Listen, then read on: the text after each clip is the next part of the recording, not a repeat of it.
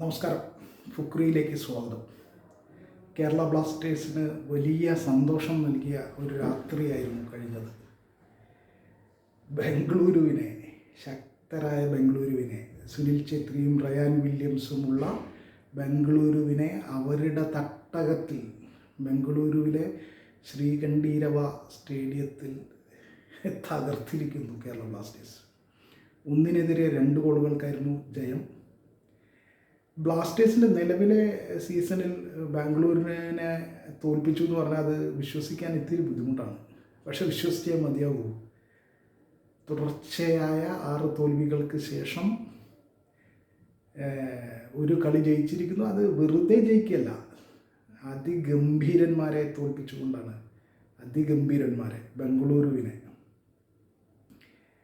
പക്ഷേ ബംഗളൂരുവിന് ഒരു കാര്യമുണ്ടായി. 35-ാമത്തെ മിനിറ്റിൽ ബ്രയാൻ സാഞ്ചസ് ചുവപ്പ് കാർഡ് കണ്ട് പുറത്തായി. റെഡ് കാർഡ് കിട്ടി. അത് 10ലേക്ക് ചുരുങ്ങി. ഏതാണ്ട് 60 മിനിറ്റോളം അങ്ങനെ കളിക്കേണ്ടി വരുന്ന ഒരു ടീമിന് കിട്ടാവുന്ന തിരിച്ചടി തന്നെയാണ് ഇന്നലെ കിട്ടിയത്. എന്തായാലും ബ്ലാസ്റ്റേഴ്സ് ആ അവസരം മുതലാക്കി ഗംഭീരമായി കളിക്കാതെ അവസരം ഉണ്ടെങ്കിൽ അത് മുതലാക്കണമല്ലോ. അത് ഗംഭീരമായിട്ട് മുതലാക്കി. അത് അക്കാര്യത്തിൽ യാതൊരു തർക്കവുമില്ല. 62-ാമത്തെ മിനിറ്റിൽ വിക്ടർ ബെർത്തോബിയിലൂടെ കേരളത്തിൻ്റെ ആദ്യ ഗോളടിച്ചു. അതിനു മുമ്പ് ആദ്യ പകുതിയിൽ 27-ാമത്തെ മിനിറ്റിൽ ഒരു സെൽഫ് ഗോൾ, സ്വന്തം പോസ്റ്റിലേക്ക് ഗോളടിച്ചിരുന്നു ബ്ലാസ്റ്റേഴ്സ്. അങ്ങനെ ഫസ്റ്റ് ഹാഫിൽ ബംഗളൂരു ആണ് ഒരു ഗോളിന് മുന്നിട്ട് ഫസ്റ്റ് ഹാഫ് കംപ്ലീറ്റ് ചെയ്തത്. എന്നാൽ സെക്കൻഡ് ഹാഫിൽ 62-ാമത്തെ മിനിറ്റിൽ വിക്ടർ ബെർത്തോബിയോ അടിച്ചു. പിന്നീട് 74-ാമത്തെ മിനിറ്റിൽ ഫ്രാഞ്ചു കളിക്കളത്തിലേക്ക് വരുന്നു. 79-ാമത്തെ മിനിറ്റിൽ തന്നെ 5 മിനിറ്റിന് ശേഷം ഫ്രാഞ്ചുവിൻ്റെ വക ഒരു ഗോൾ കൂടി. അങ്ങനെ 2-1 ബംഗളൂരുവിൻ്റെ കഥ കഴിച്ചു. മികച്ച കളിയായിരുന്നു കേരള ബ്ലാസ്റ്റേഴ്സ് കളിച്ചത്, അത് പറയാതെ വയ്യ. വിക്ടർ ബെർത്തോബിയും പിന്നെ ഫ്രാഞ്ചുവും ഇവർ രണ്ടുപേരും അടിച്ച ഗോളുകൾ അസിസ്റ്റ് ചെയ്തത്, 2 അസിസ്റ്റും നടത്തിയത് എബിൻ യേശുദാസനായിരുന്നു. അപ്പോൾ ബെർത്തോബിയും ഫ്രാഞ്ചും എബിൻ യേശുദാസനും, അതുപോലെ തന്നെ നമ്മൾ കാണേണ്ട ഒരു പേരാണ് കരീം ബെനാരിഫ്. തൊട്ട് 1-2 ആഴ്ച മുമ്പ് ബെനാരിഫിനെ 2 ആഴ്ച മുമ്പാണ് ബ്ലാസ്റ്റേഴ്സ് സൈൻ ചെയ്യുന്നത്. ആ ബെനാരിഫിനെ കൊണ്ട് എന്തൊരു ഗംഭീരമായ കളിയാണ് ബെനാരിഫ് കളിച്ചത്. ബെനാരിഫിൻ്റെ അസാമാന്യമായ പ്രകടനമായിരുന്നു.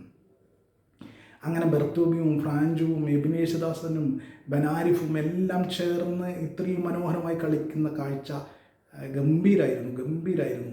ബ്ലാസ്റ്റേഴ്സിൻ്റെ ആരാധകർ ഇതാണ് ആഗ്രഹിക്കുന്നത്, ഇത് തന്നെയാണ് ആഗ്രഹിക്കുന്നത് ബ്ലാസ്റ്റേഴ്സിൽ നിന്ന്.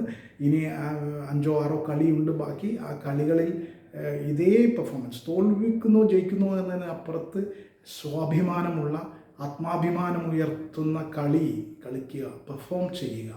അത് ബംഗളൂരുവിനെതിരെ അവരുടെ തട്ടകത്തിൽ അവിടെ ചെന്ന് അവരെ തോൽപ്പിച്ച് ബ്ലാസ്റ്റേഴ്സ് ഗംഭീരമായിട്ട് വന്നു.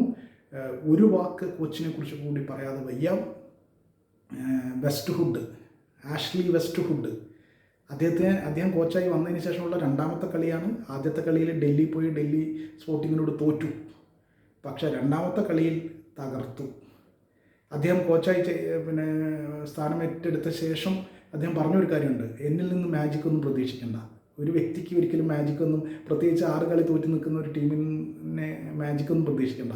പക്ഷേ ഒരു കാര്യം വെസ്റ്റ്വുഡ് കൃത്യമായി പറഞ്ഞിരുന്നു: ടീമിനെ മെച്ചപ്പെടുത്തും, ചില കറക്ഷൻസ് വരുത്താനുണ്ട്, ചില തിരുത്തുകൾ വരുത്താനുണ്ട്. ആ തിരുത്തുകൾ വരുത്തി ഈ ടീമിനെ ഞാൻ മെച്ചപ്പെടുത്തും, ബാക്കി 6 കളിയിൽ ഞാൻ മെച്ചപ്പെടുത്തും എന്ന് അദ്ദേഹം പറഞ്ഞിരുന്നു. അത് തന്നെ ചെയ്തു കാണിച്ചു അദ്ദേഹം. ഇന്ത്യയിൽ, ഈ രാജ്യത്തെ ഏറ്റവും നമ്പർ 1 ടീമുകളിലൊന്നായ ബംഗളൂരുവിനെ അവരുടെ തട്ടകത്തിൽ തോൽപ്പിച്ചുകൊണ്ട് വെസ്റ്റ്വുഡ് പറഞ്ഞത് പാലിച്ചിരിക്കുകയാണ്. അപ്പോൾ തീർച്ചയായിട്ടും ആഷ്ലി വെസ്റ്റ്വുഡിനും മറ്റെല്ലാ കളിക്കാരും ചേർന്നുള്ള ഒരു ടീം വർക്കായിരുന്നു. അത് ഗംഭീരമായി ഇനിയും ഇങ്ങനെ തന്നെ ബ്ലാസ്റ്റേഴ്സിന് മുന്നോട്ട് പോകാൻ സാധിക്കട്ടെ.